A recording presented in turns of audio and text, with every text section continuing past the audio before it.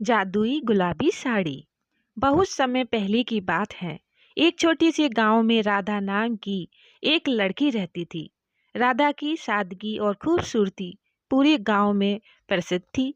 वह हमेशा अपनी माँ के साथ खेतों में काम करती और परिवार की देखभाल करती। उसकी माँ का एक शानदार नजरिया और साहस की मिसाल थी। एक दिन उसकी माँ ने उसे अपनी पुरानी गुलाबी साड़ी दी और कहा, यह साड़ी हमारी परिवार की धरोहर है, इसे अच्छे से रखना। राधा ने साड़ी को बहुत ही स्नेह से संभाल कर रखा। वही साड़ी उसकी माँ की थी और उससे भी पहले उसकी दादी की। लेकिन राधा को इस बात का बिल्कुल भी अंदाजा नहीं था कि यह साड़ी केवल एक साधारण साड़ी नहीं थी, बल्कि जादुई थी। एक रात जब राधा सो रही थी, उसे एक अजीब सपना आया। उसने देखा कि उसकी साड़ी के चारों ओर एक हल्की रोशनी फैली हुई थी और साड़ी से सुनहरी चमक आ रही थी। अचानक एक परी उसकी साड़ी से प्रकट हुई और बोली, राधा, ये साड़ी जादुई है। इसका प्रयोग तुम्हारे जीवन में खुशियाँ और समृद्धि लाने के लिए कर सकती हो।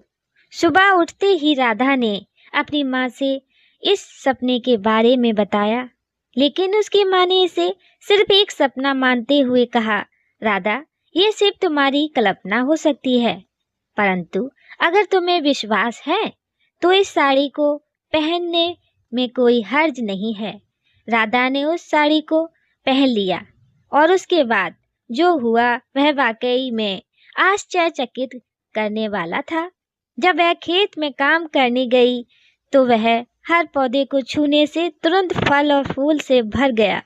उसका पूरा खेत हरा भरा और सुंदर हो गया। गांव के लोग ये चमत्कार देखकर अचंभित हो गए और राधा की खूब तारीफ करने लगे।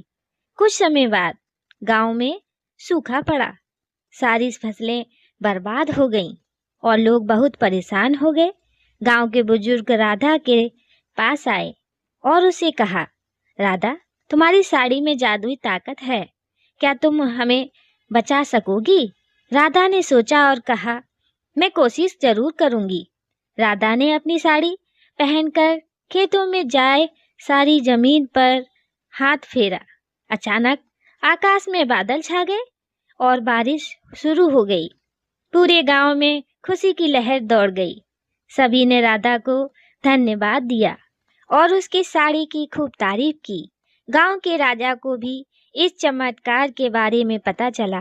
राजा ने राधा को अपने दरबार में बुलाया और सम्मानित किया। राजा ने राधा से कहा, तुम्हारी इस साड़ी ने हमारी प्रजा की जीवन को खुशहाल बना दिया है। तुम सच में एक महान आत्मा हो।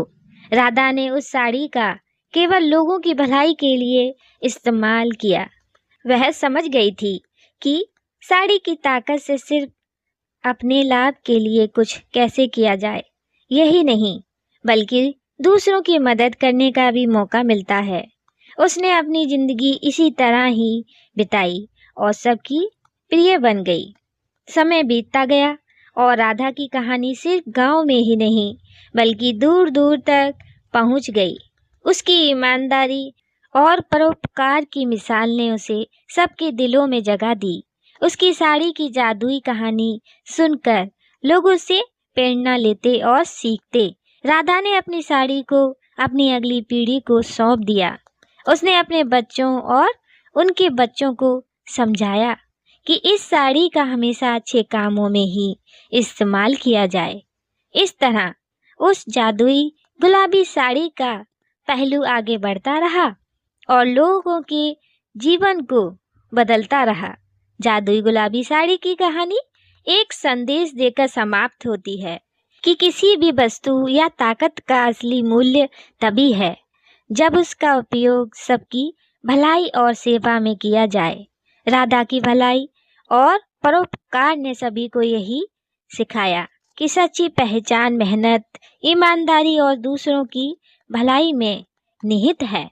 दोस्तों, कहानी कैसी लगी कमेंट में बताइएगा। लाइक सब्सक्राइब शेयर भी कीजिएगा। हमारी अगली कहानी के लिए। जय श्री राधे।